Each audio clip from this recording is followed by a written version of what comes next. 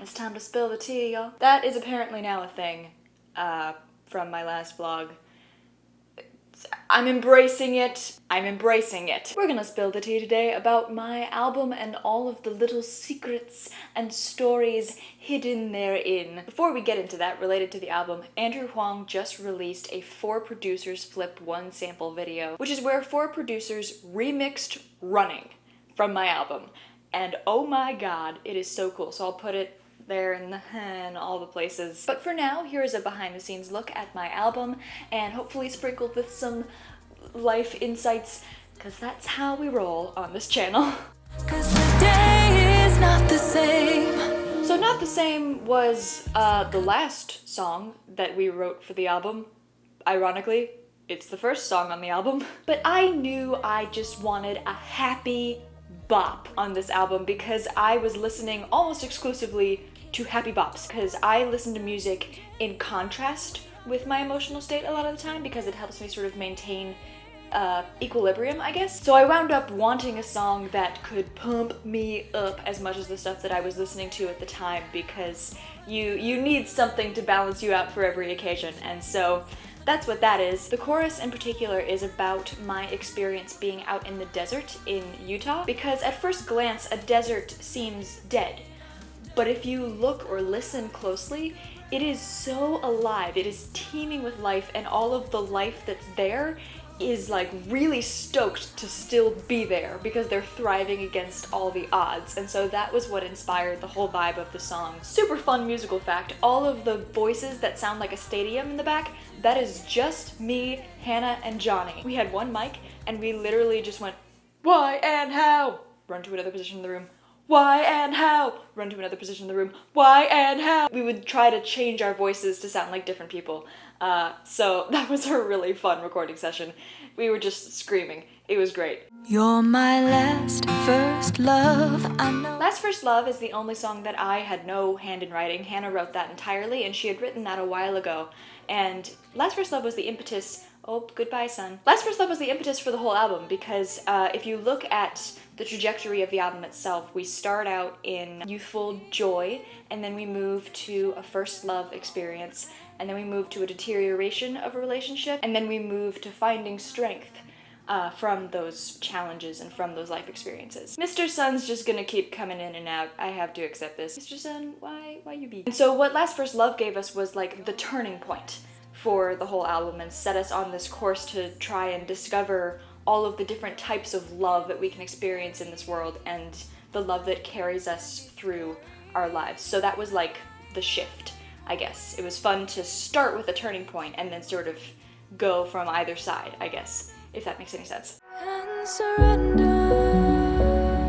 So Surrender is called Sad Song Take 2. We actually took a few more cracks than 2 at this song.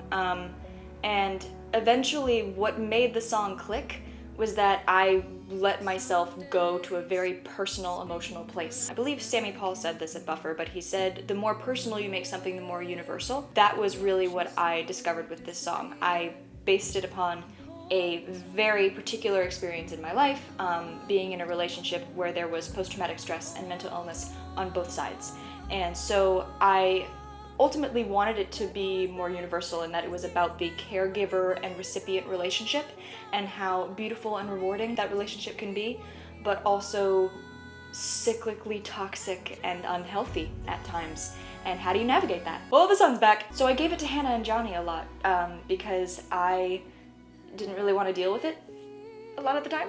But what ended up being really helpful was that we actually recorded this just with me and piano at first.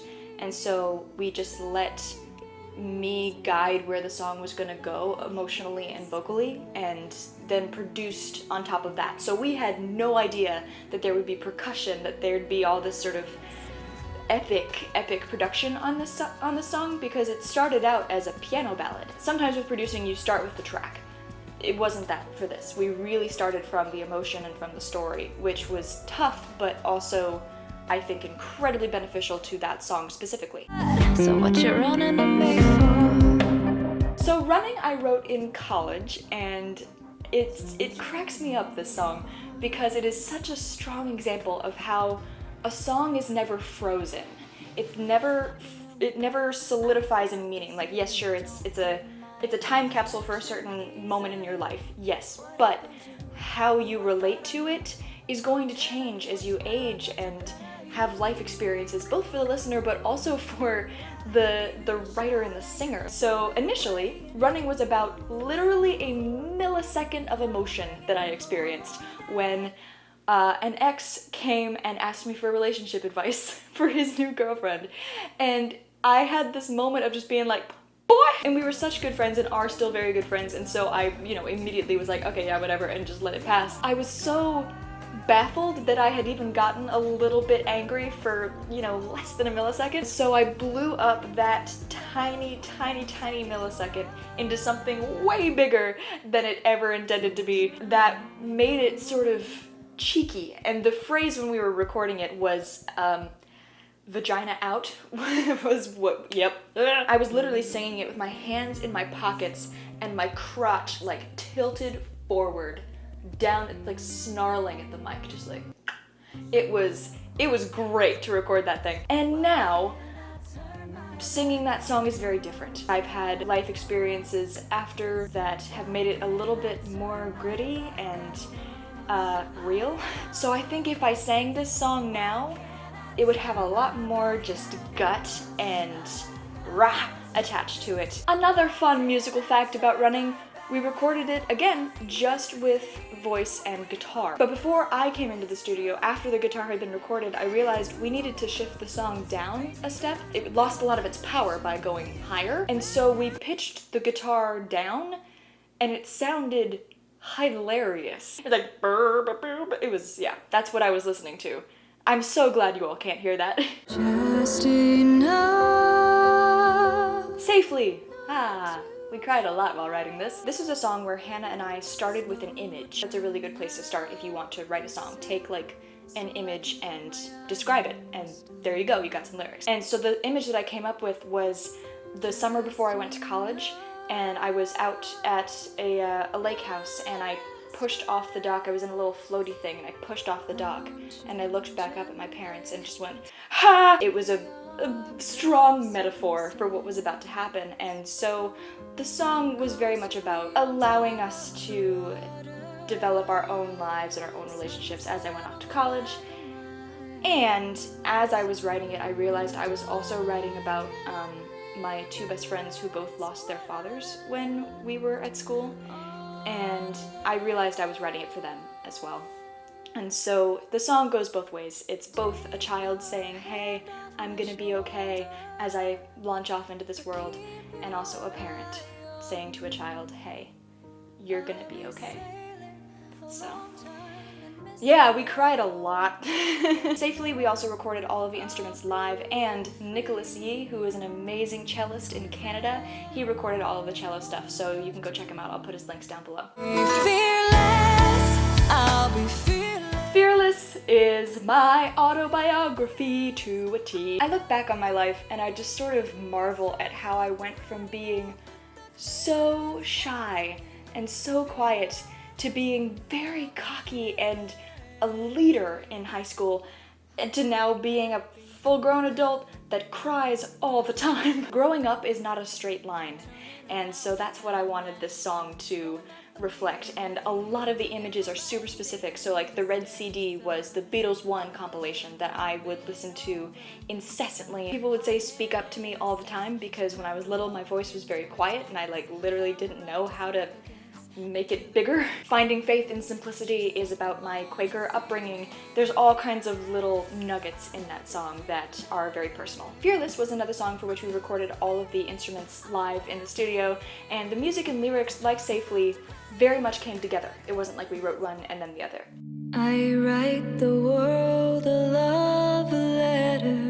And finally, Love Letter. This is, I think, my favorite song on the album. I knew I wanted a song that could be a choir song or an a cappella song because choir was so important to me growing up. Another fun fact about Love Letter, we lost the entire song.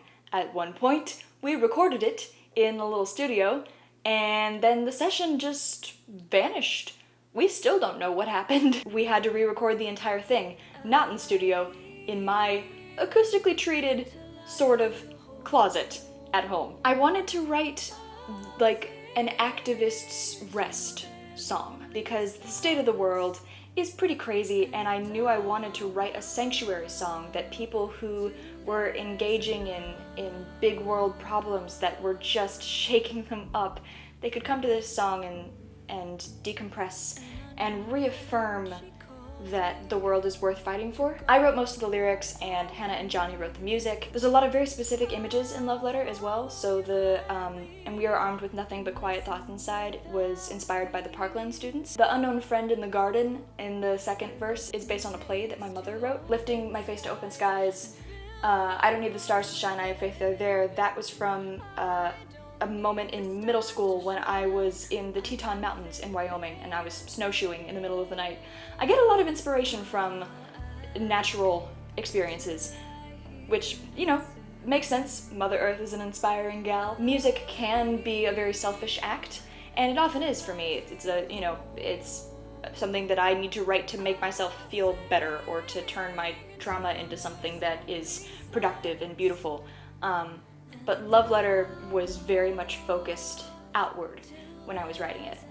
Even though I knew I was writing it for me as well, the focus was external. I hope that was somewhat informative. I'm gonna make a whole video about writing music and the sort of different ways by which you can approach said act. And I hope you've enjoyed listening to Love Letter. It has been such a joy to share it with you all, and I hope to make a whole lot more original music in the future. I hope you all have a wonderful weekend, and I will see you soon. Bye! Mwah.